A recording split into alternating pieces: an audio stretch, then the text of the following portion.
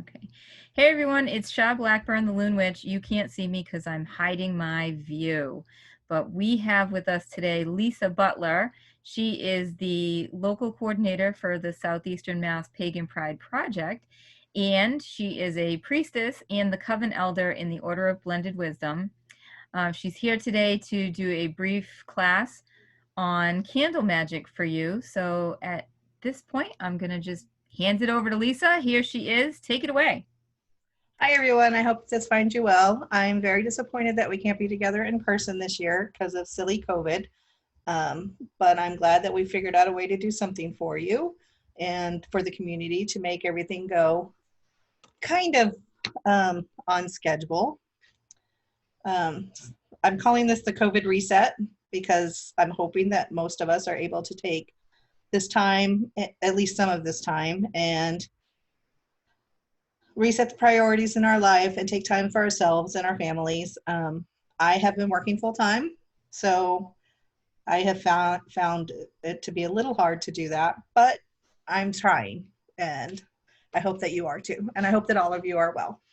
So I'm going to do a very short class on candle magic. I have a couple of different resources to talk to you, to share with you, and how to do a basic candle spell.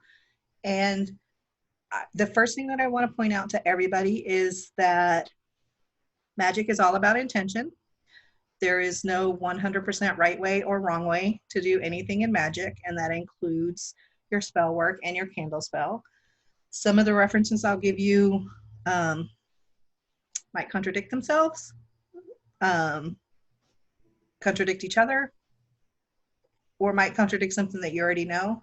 They're just guides. So please do whatever feels right for you in your magic, and remember that it's all part of personal preference.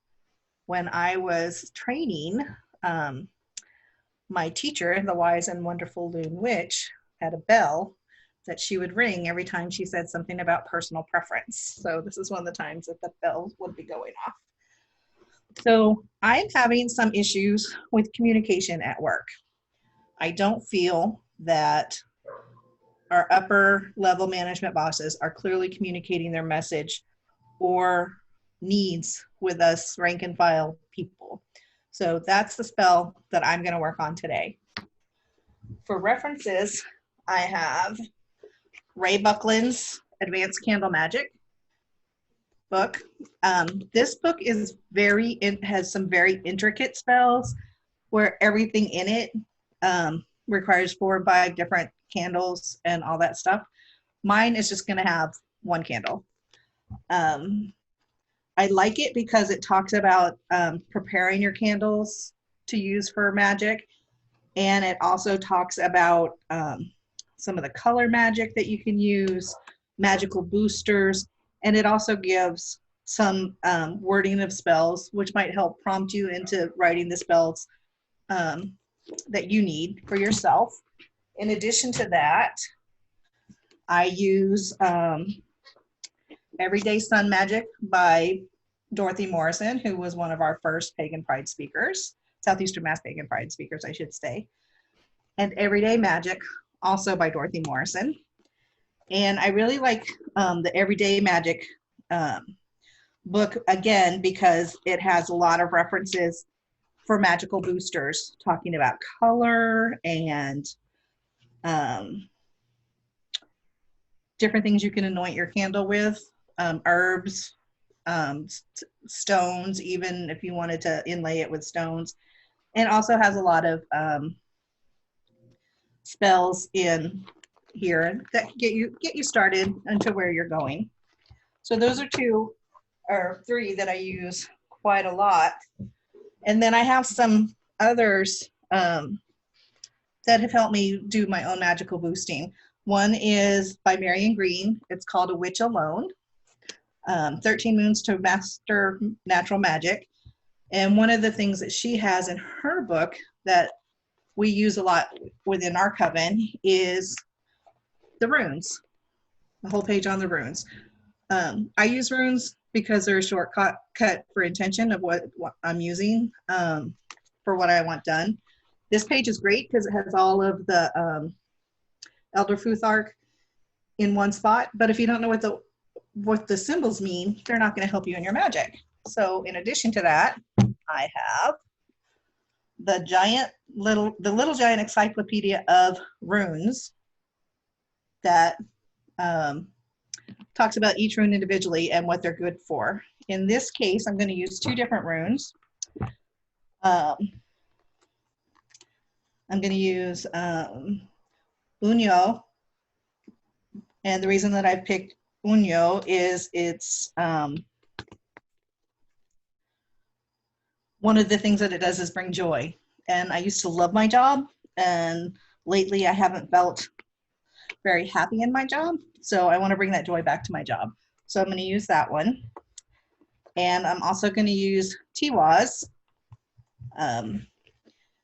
And that is one that I'm going to use because it is for order, victory, support, and I think that all of those things would be good in my spell. So I will show you those as I'm getting ready to use them. And then my last reference I'm using is Magick Made Easy by Trish Telesco, another pagan, Southeastern MA Pagan Pride author. And I really like this book because, again, it has a lot of different references to make your magic easier, magical boosters, that kind of thing. And she literally has, she has magical boosters that range from stones and herbs and oils and birds and rain and things that we're used to macaroni and cheese. So she has a way to boost your magic using macaroni and cheese. So that just goes to show you can use anything to do a spell. She's got a couple of things. I tagged something specific in here. Corresponding colors, and that's what we're mainly using in that. She has a corresponding colors page, which talks about the color correspondence in brief. Red being energy, power, love, vitality, passion, and zeal. I also learned that red was for fast action. If you need something to happen fast, you use red. So I have a choice of a red candle. Blue, she has peace, hope, happiness, faith, and devotion. I also learned that blue was good for communication. This is using your chakras, so again, another magical booster. But she talks about all kinds of different things. White or silver for the moon and water, magic, intuition, and creativity. Green for growth, healing, prosperity. What do most of us associate with green? Money. So if you're going to do a money magic spell, you might want to use a green candle. So that's just the kind of stuff that you can find inspiration in any magical reference book that you read. And it doesn't even have to be an actual magical reference. I read all kinds of different books, including some urban fantasy fiction. I found some stuff in there that I've used in spells, all kinds of different things like that. So open your mind to see magic everywhere, and you'll see magic everywhere. So I'm going to be using, I think I'm going to use the blue one, but I want to show you the red one too. So here's the red. I'm going to be using their these little aura light candles. They burn for about an hour. I had the red and the blue. I think I'm going to use the blue one though, because I really want to work on the communication more than the fast action. And when I bought these candles, I bought them at two different stores, and they came with little guides. I'm not sure if you can see that talk about the candles themselves. And the aura lights, for the red in this that says relationship, self-love, harmony, and compassion. And blue, it says vision, direction, questing, and inner guidance. So that sounds more like communication to me, but it doesn't specifically say communication. And then this one came from eyeoftheday.com. It's another little reference. And when I got these, I just cut them out of the package and taped them inside the box that I had store all my candles in as a quick reference. And these are actually, this little reference actually talks about the chakras. And it has different colors. It has a couple of different colors. It has a silver blue, which talks about deep wisdom in the moon in the 5th chakra. And then it has regular blue, and it talks about meditation and tranquility, and also the 5th chakra. And it has cranberry red for the 1st chakra, passion, love, and courage, and cherry red for self-love and friendship. So as you can see, there are guides out there everywhere, and use them to help lead you in the right direction. But once you start doing magic, some of these things you'll pick up on your own, and you'll get to know. So 3 tools that you'll need on every candle spell. Well, 2 tools that you'll need on every candle spell is a candle and something to hold it in. I have this little chim that I bought at the same time that I got the candles. Some places will give you a chim when you buy a candle. As you can see, I've used this one before. Some places won't. So you need these 2 things all of the time, the candle and something to hold it in, because you always want to be safe when you're burning your candles. You don't need the chim until you're actually getting ready to burn it. So I'm going to set that aside. And then the last tool that you generally will need is something to inscribe the candle with. I have this really nice hat pin that I normally use, but that I got from Dorothy Morrison. So it's one of my magical tools, but I'm in the process of moving, so it's packed away. So I'm using part of the Nutcracker set that has the point on it to pick out nuts out of the shells. You can use anything. You can use a toothpick. You can use a needle. I have a friend that uses a seam ripper. Anything that has a point that will allow you to carve, that's all you need. Different books say different things about carving your candle. Some of them say that you want to start at the wick end and work your way down. And some of them say that you want to start at the base and work your way up. It's a personal preference thing. I usually start at the wick end. And carving my symbols, doesn't matter what else. Doesn't matter when. Another tool that you can use but aren't required to are oils to dress your candle. Again, this makes it another magical booster. All of the reference books, that I gave you will talk about different herbs and how their magical properties are. So you can refer to any of those to pick what oil that you would need. To see what I have right here in front of me.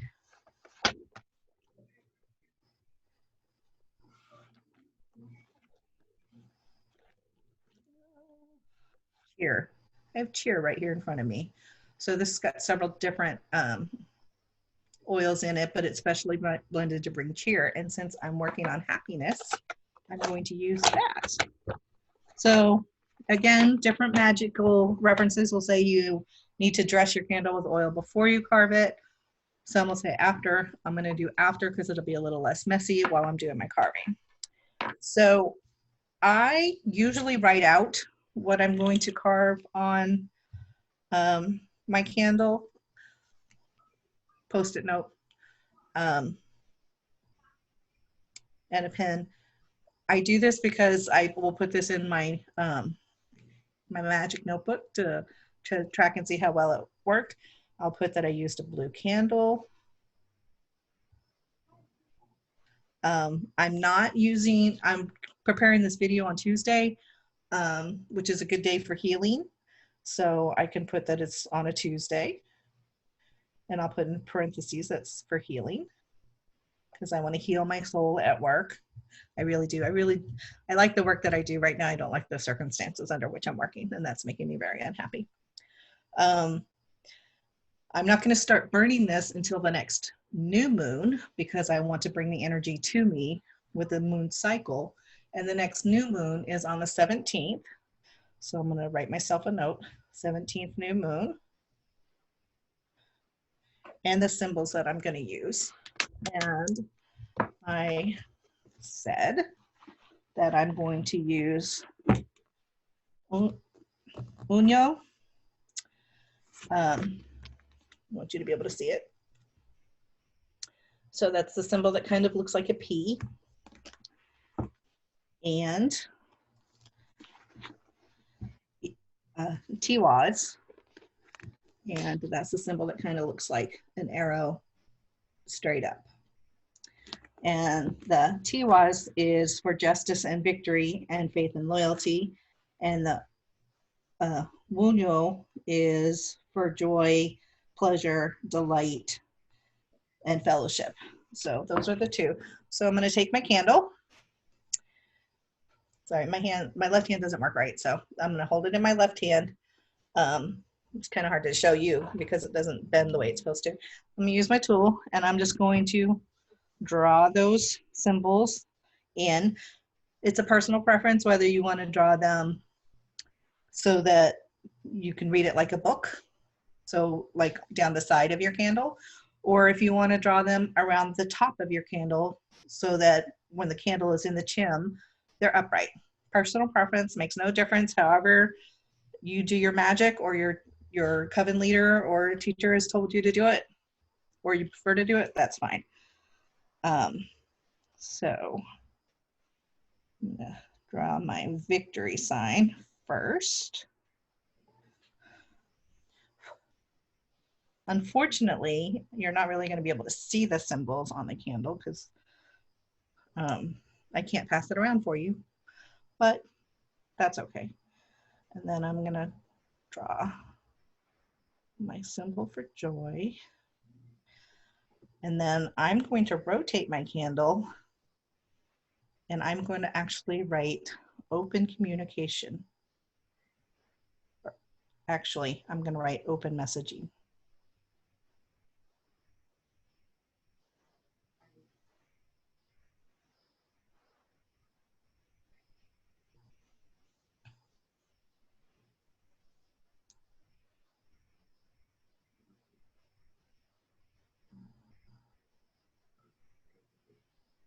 Okay. Now, if I was doing a money spell where I needed money, I was looking for money, I might use a dollar sign. I'm trying to think of some other quick symbols that you could use. We all have symbols that mean something to us in our own private practice, whatever those symbols are for you. Some people use Greek letters, some people use runes, some people write out words. I used both runes and words, so that was fine. Now I'm going to take my oil, and I was always taught to rub my oils between my hands for a few seconds to warm them up before I started using them. So I still do that.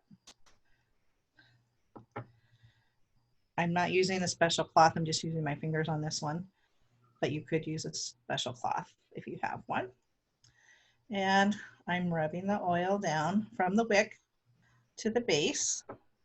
When I need more, get more on my fingers and continue to do that.